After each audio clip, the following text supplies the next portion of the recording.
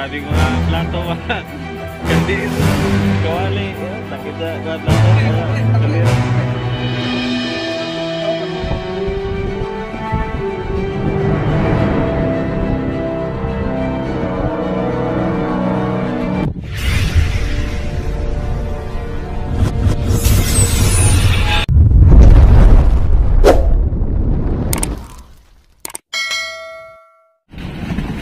Yan yung aming service mga fishing. Yan, nag-alala yan sa amin kasi pupunta kami doon sa Magallanes maglagay ng palangoy.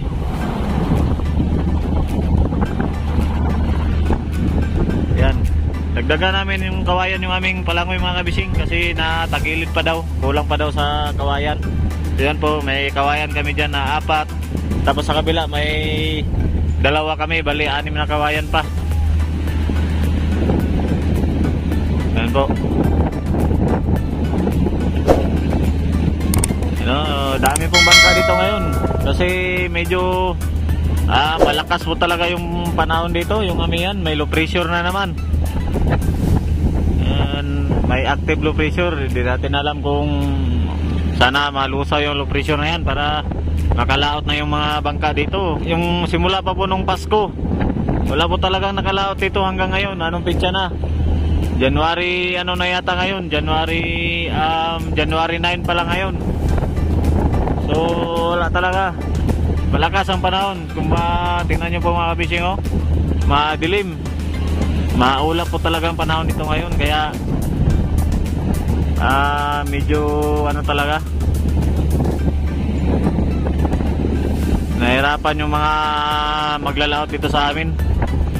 Wala nang budget, ubos na kasi wala laot-laot.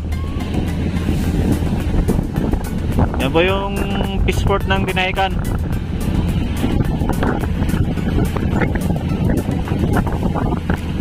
So ayan po, yung fishport yan ng Dinahican.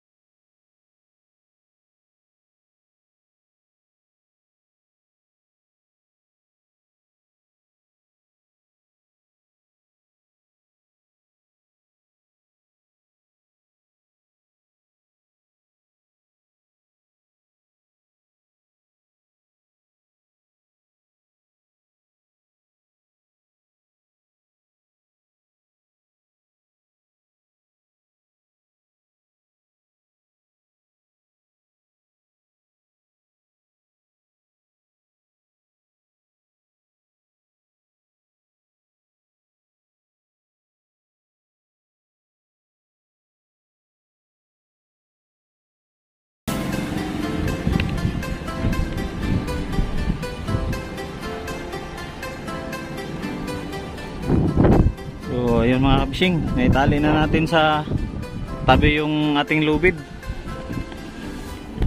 Tinali ko na rin dito sa ganton. Yan. At kami ay magkakabit kami ng palangoy. Magdagdag daw kami. So yan po, may kawayan tayong 4 dito, tapos may 2 sa kabila. Hindi ko alam kung ilang pirasong idagdag namin dito. Siguro baka tag-2 lang siguro kabilaan. Ano yan? Ulam? Oo. Kan na.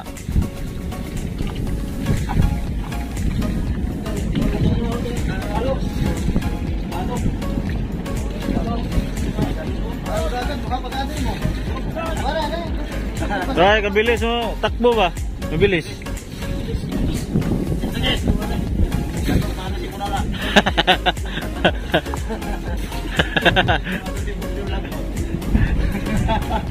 Play away pa. Play away. Ulam mga bisyo. Ulam ngayon. Ulam ay ano eh. Karne. Kasi gulay no. Katawan. Aba. Gulay. Yeah, maganda. Si Adja ang kusinero ngayon. So, tama habang kami nagtatrabaho, may masarap na ulam. Ayun. Malakas. Para malakas, no?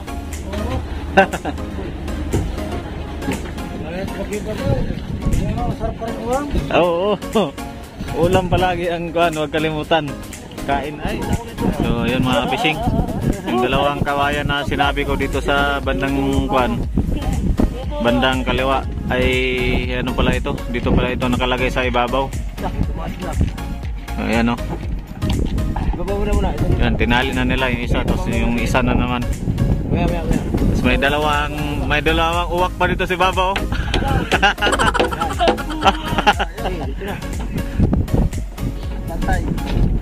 Yan na yung ano daw, yung patungan ng mga sniper. Pag naghahanap kami ng buya, diyan na yun na papatong yung mga kasamahan.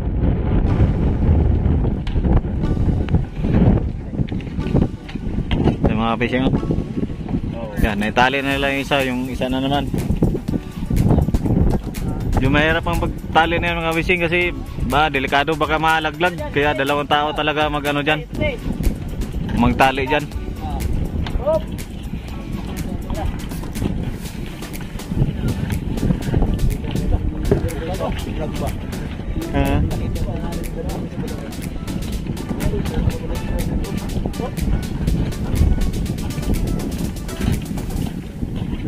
Ano, mahirap yan. Sige lang ay kailangan talaga namin yan itali at para may mapatungan kami.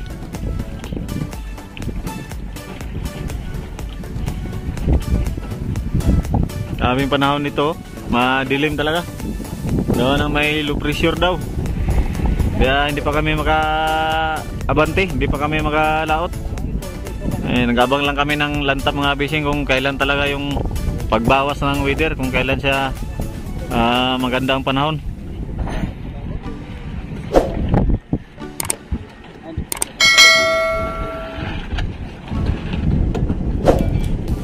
Kasama pa sa vlog doon.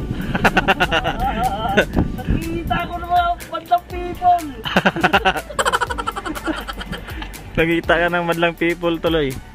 Yung nagtatali niyan mga fishing, hindi yan kasama namin. Extra lang yan, kulong. Sa ibang bangka yan. Wala si Tutoy. Ikaw pala kapalit.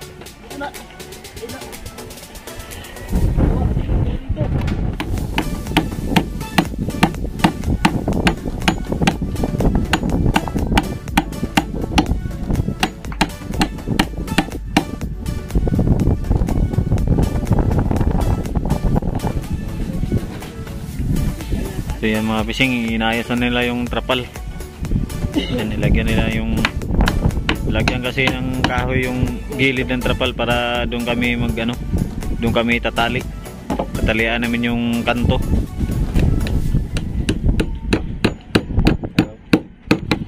Dahil mahirap yung walang malagyan na kahoy, nilagyan lang namin ng lubid patungan ng trapal mga fishing. Yan o, tinali doon sa dulo na yun. Diskarte yan ni Agaw Arnil.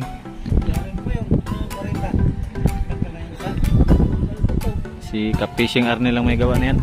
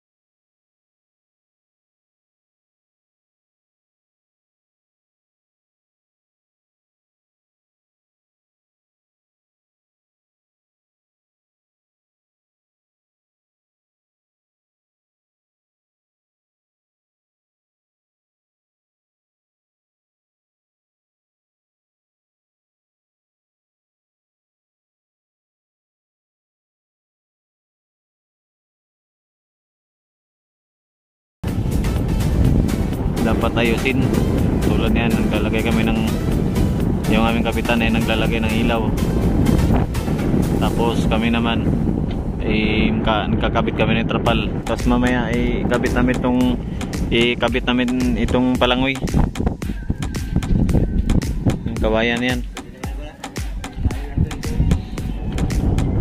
Nakasayaw. Grabe mga plato ba. Kaldero, kawali, takip sa mga plato, kaldero. Takuri naman ang iba, takuri. Wala pa mga plato ay. Kanya-kanya ito dalang plato, baso. Yan yung plato ni baso. Oo. Dala ko dito banyera. Sulbad yung sa kanon to. Next! Sabi ko pare, nanisid ka? Nilisis na ko sa lalo ng ilisi.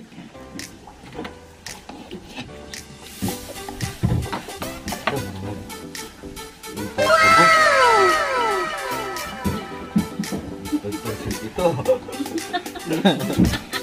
Hindi mo nag-ginit subo. Ang batos. Bato. Emoji M, kanang ka. Takore.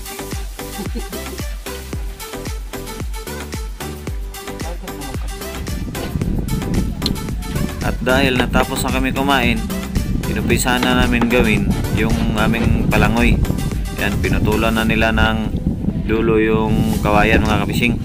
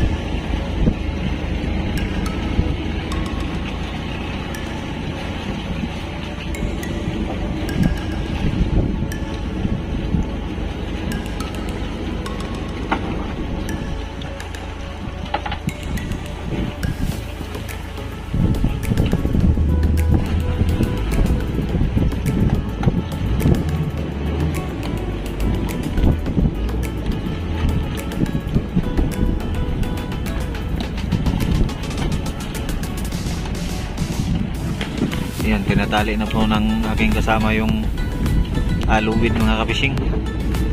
Kailangan talaga talunan yan minsan ng buya para makatali doon sa ilalim ng buya.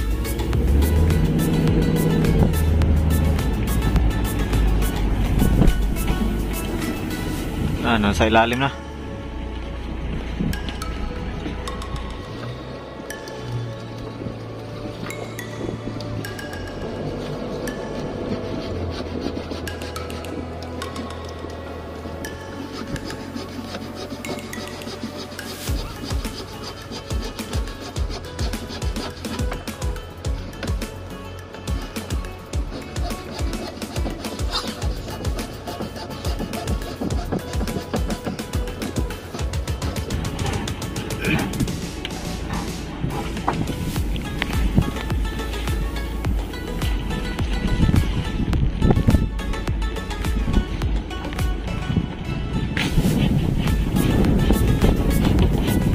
So pinapantay lang po nila yung lubid para hindi na balagbag yung bangka.